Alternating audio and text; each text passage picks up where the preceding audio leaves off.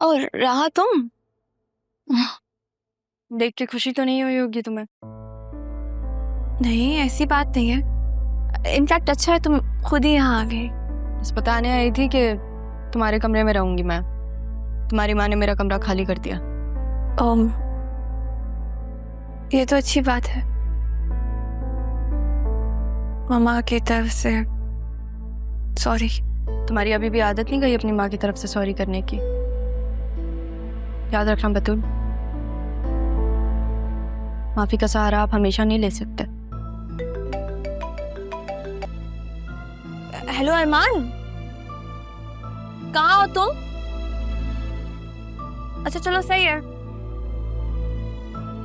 सही है, तुम आ जाना मुझसे मिलने। मैं तुम्हारा फेवरेट कलर पहनूंगी। हाँ, वही वाला जो तुमने दिलाया था। हाफिज।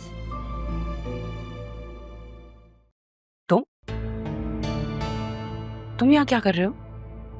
हालात ने मजबूर कर दिया बीबी जी। हालात ने मजबूर कर दिया? तुम जैसे लोगों से तो हालात भी तंग होते हैं। और तुम्हें तो पुलिस ने पकड़ लिया था ना?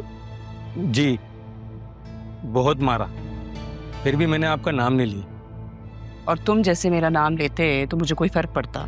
ये सब कह के मुझे डराने की कोशिश कर रहे हो? नहीं नहीं बीबी जी, मैं ऐसा सोच भी नहीं सकता। बस खालदा छोड़ गई मुझे, ना घर रहा ना सहारा। मुझे तो बस काम चाहिए बीबी जी, वरना मैं सड़कों पे मार दिया जाऊंगा। वक्त फिर से मजबूर कर रहा है उस फैसले के लिए जो पहले नहीं हुआ, लेकिन अब होगा। ठीक है, आज से तुम अपने आप को काम पे समझो। जो काम मैं कहूंगी उसे सबसे पहले करना होगा। शुक्रिया बीबी जी, जिंदगी ने सब कुछ छीन लिया, कम से कम आपने एक मौका तो दिया। आखिरी मौका है, ये बात याद रखना। ऊपर स्टोर रूम में जाओ, कुछ सामान रखा है, बाहर निकालो उसे। बाद में बताऊंगी उसका क्या करना। जी बीबी।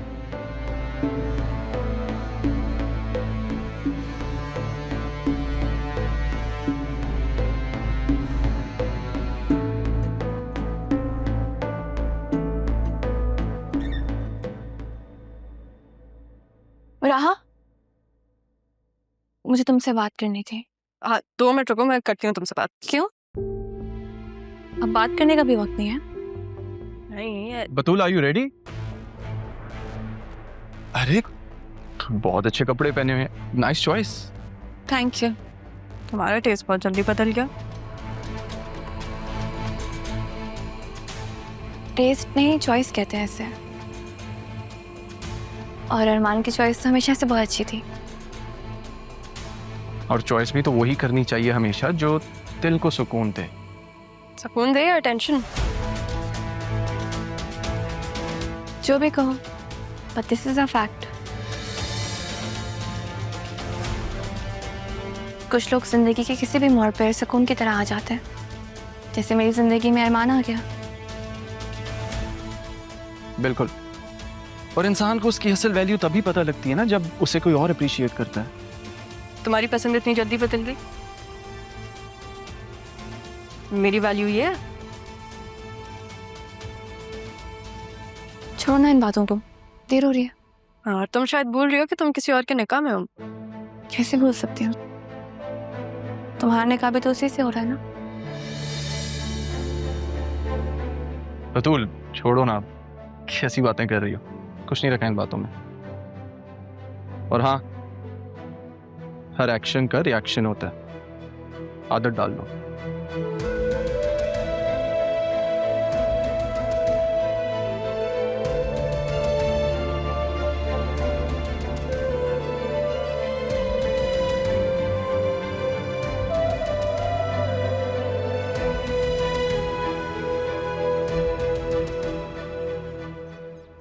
मुझे इतना गला नहीं बोलना चाहिए था, कुछ ज्यादा ही कह दिया मैंने। राह हर्ट हुई होगी। इस दुआ करो से ये सब महसूस हो जाए और वो रुक जाए। पता है, सिर्फ उनका दुख एक तरफ, लेकिन जो कुछ भी मामा ने किया है ना, मुझे यकीन नहीं आ रहा। उस दुख ने मुझे तोड़ कर रख दिया है। मुझे समझ में नहीं आता कि मैं उनका सामना कैसे करूं। उन्हें देखती हूँ ना तो मुझसे बर्दाश्त नहीं होता, कंट्रोल नहीं होता, समझ में नहीं आता कि मैं क्या करूं। पता है सब में तुम्हारा क्या कसूर है बतूल? सिर्फ इतना कि तुम्हें जरियून से मोहब्बत हो गई, लेकिन अब क्या कर सकते हैं, हो गई तो हो गई। खुद को संभालना होगा तुम्हें आज।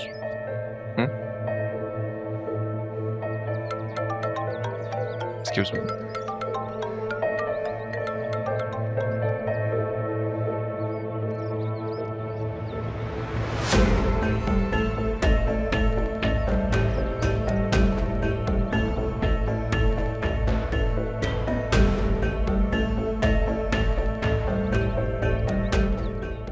शर्म नहीं आई ना तुम्हें? मेरे पीठ पीछे सब कुछ कर रही हो, अफेयर चला रही हो। आप मुझे शर्म का ताना देंगे? जिसने इस भैया से शादी होते हुए मुझसे निकाह किया।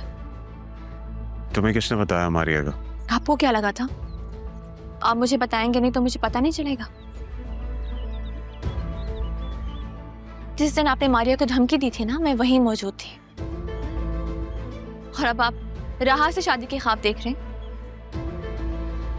मुझे मालूम हो गया है कि आपकी मोहब्बत सिर्फ और सिर्फ खुद गर्जी है। मैंने फैसला कर लिया कि मेरी जिंदगी में आपकी कोई जगह नहीं है। तो फिर मैं आपकी मोहब्बत के धोखे में खुद को क्यों कैद करूं? मुझे कोई मतलब नहीं है अब आपसे। अब जाइए यहाँ से, वरना मैं अरमान को बुलाती हूँ। अरमान, तुम और तुम्हारा अरमान मेरा कुछ नहीं बिगाड़ सकते, कुछ नहीं बिगाड़ सकते। तुम्हारी चालें खत्म होने वाली हैं जरियून। मेरे रडार में आ गए हो तुम।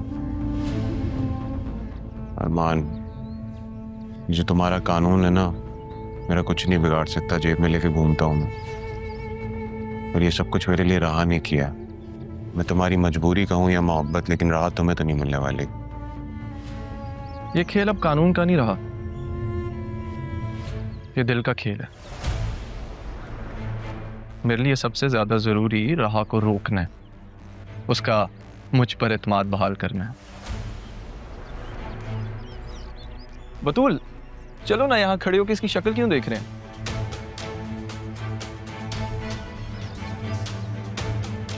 Let's go.